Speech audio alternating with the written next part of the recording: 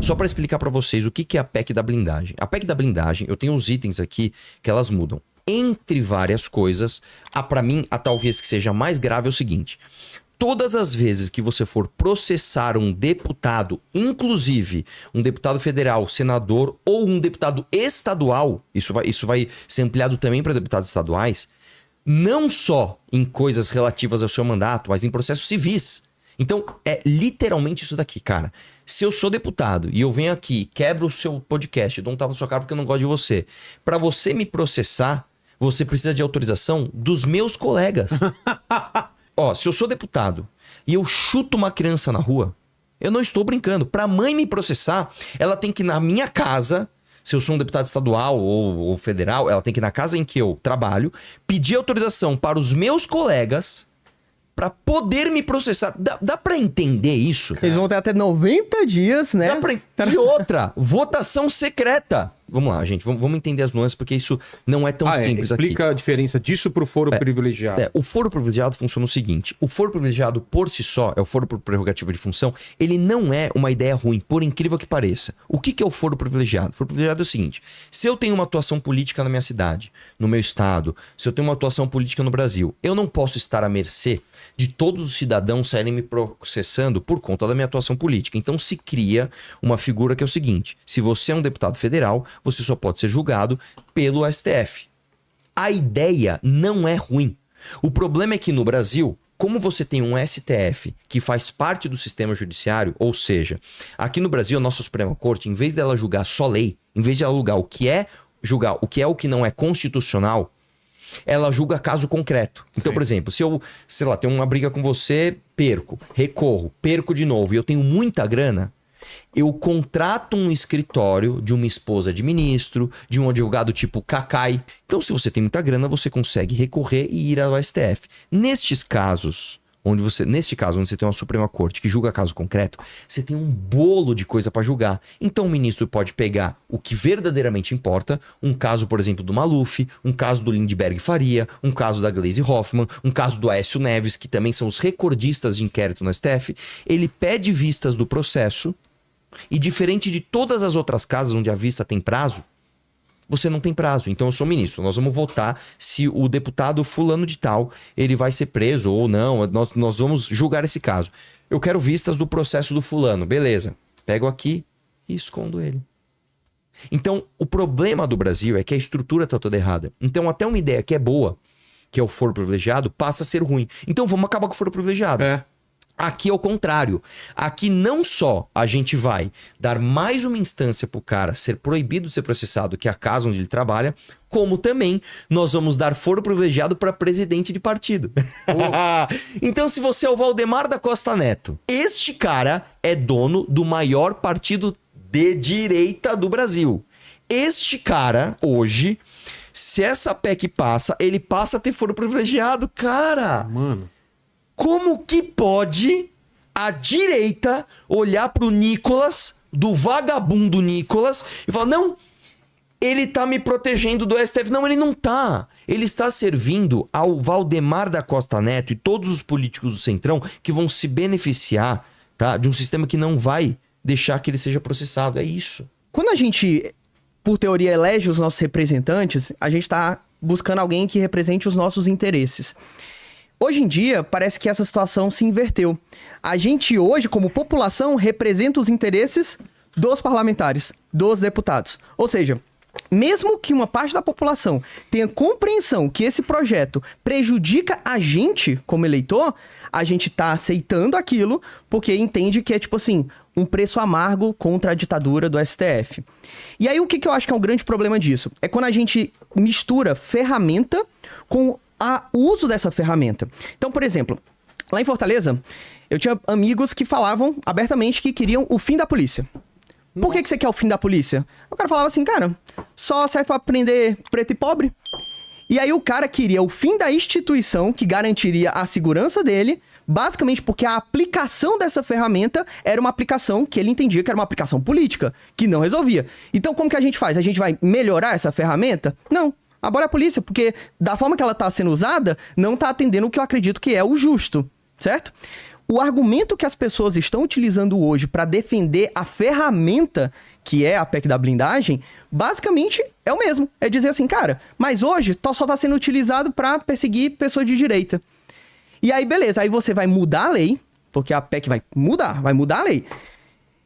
Há quanto tempo a gente vai viver num país onde vai ter um grupo de pessoas que vão poder cometer crime e que a punição pelos seus crimes vai depender da sua articulação política?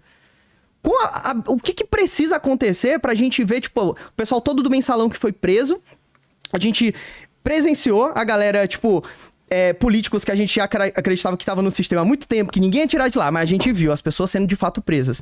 Aí agora, porque a ferramenta tá sendo mal utilizada, a nossa resposta é, então abole logo essa ferramenta de uma vez. Isso não faz o menor sentido. Só mencionar exatamente o que a PEC muda, para depois a gente ver em que PEC ela está, porque nós ainda temos uma esperança.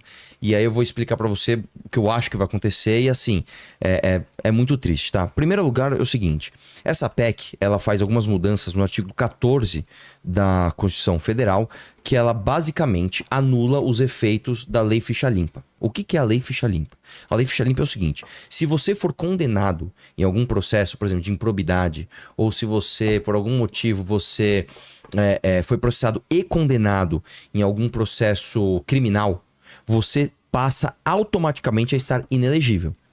A primeira mudança que essa PEC faz é no artigo 14 da Constituição Federal, que muda isso. O cara passa a estar elegível mesmo que ele for condenado. Ele só pode ficar inelegível se ele sofrer uma segunda condenação em outra instância, o que é um absurdo. Esse é o primeiro absurdo dessa PEC. Segundo absurdo dessa PEC, ele vai mudar o artigo 53 da Constituição Federal, que ele basicamente troca a imunidade parlamentar, né, de inviolabilidade de opiniões civis, etc., por justamente essa parte do processo. É aqui que dá um problemão. Ele altera também alguns artigos, alguns parágrafos no artigo 53 da PEC, né? Onde tem justamente esses trechos que vão falar o seguinte: para você ser processado, você precisa da autorização da casa que esse cara trabalha. Inclusive, tem um parágrafo aqui que aplica ele no artigo 53 para deputados estaduais, o que é outro absurdo. Então, a partir disso, o que nós tivemos no Brasil? Nós tivemos uma Câmara Federal, que é a Câmara dos Deputados. Vamos lembrar, a Câmara dos Deputados, o mandato de 4 anos, né? Tecnicamente, é um mandato mais sensível à aprovação popular. Esta casa teve a cara de pau de passar isso aqui e aprovar. Por que eles fizeram isso?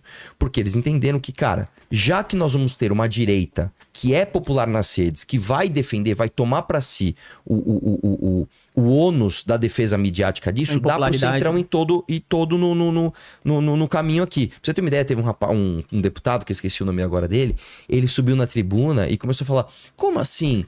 Vocês acham que o parlamentar não vai ser punido? Vai ser punido sim. Nós vamos votar aqui com a nossa consciência para que ele seja punido. Tipo assim, os discursos assim, absolutamente ridículos. Enfim, passou na Câmara dos Deputados. Essa PEC agora ela vai para aprovação do Senado.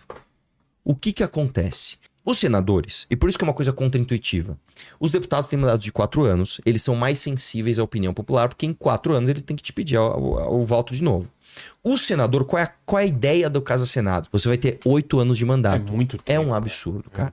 Porque se eu peço o seu voto e ganho a eleição hoje, daqui 8 anos... Ninguém você vai nem lembra mais, cara? né? Nada. Ninguém lembra porcaria nenhuma. Então, tecnicamente, o Senado era... Por isso que eu tô falando que as coisas são, às vezes, contraintuitivas. O Senado Federal hoje era para ser a casa que ia passar mesmo. Por quê? Porque já que é impopular, mas eu não ligo pra popularidade que eu tenho 8 anos de mandato, deixa eu passar e ficar imune como senador. Porém, como no Brasil, até o certo é errado, o que acontece é o seguinte, muitos dos senadores, né? Geralmente o cara para ser senador, cara, ele tem que escalar na vida partidária, ele tem que ganhar uma eleição majoritária. São pessoas de passados complicados no Brasil. Quem é que julga passado de senador? É STF. Então, se você é um senador que você tem um probleminha com o STF, você tem alguns amigos que têm problemas com o STF, você não pode simplesmente, né, desafiar, não é assim. Por isso que não tem lava-toga, por isso que não tem impeachment de ministro, nunca vai ter. Porque o Senado está na mão do STF. Então, o que está acontecendo agora, nesse exato momento? O Senado já está dizendo, o presidente do Senado, já falou que ele vai segurar essa votação para eles não terem maioria e vai brecar essa PEC no Senado. Se não brecar no Senado, o próprio STF vai declarar inconstitucional, porque de fato é. Mas você acha que isso por causa das ruas? Por causa do... Não, nada a ver com rua. Nada a ver com rua. Por que eles estão fazendo isso? Porque muitos senadores não querem hoje bater de frente com o STF, diminuir o poder do STF, se eles têm rabo preso com o STF. E isso, aí a gente cai na camada 2 do problema, que é o que a gente está falando aqui.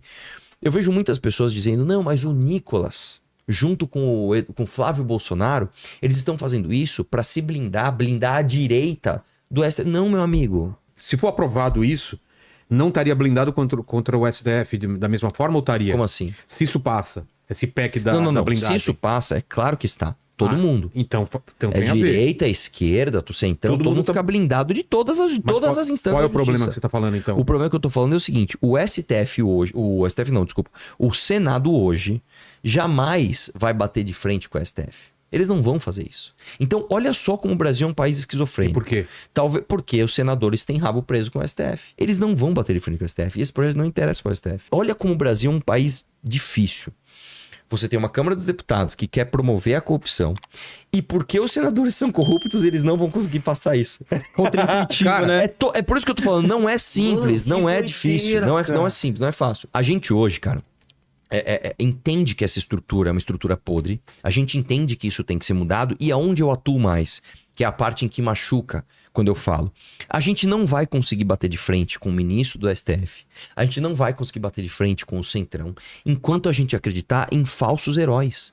Enquanto eu acreditar que o delegado Caveira vai bater de frente com o sistema, irmão, você não vai bater de frente com esses caras. Não, porque eu quero acabar com o Xandão. Vamos ser sinceros, gente. Vocês acham que vocês vão acabar com o Xandão confiando em Marcos Doval, em Flávio Bolsonaro, em Nicolas Ferreira, como eu falei aqui, em Girão? Você acha que o Alexandre de Moraes tem medo desses caras, bicho?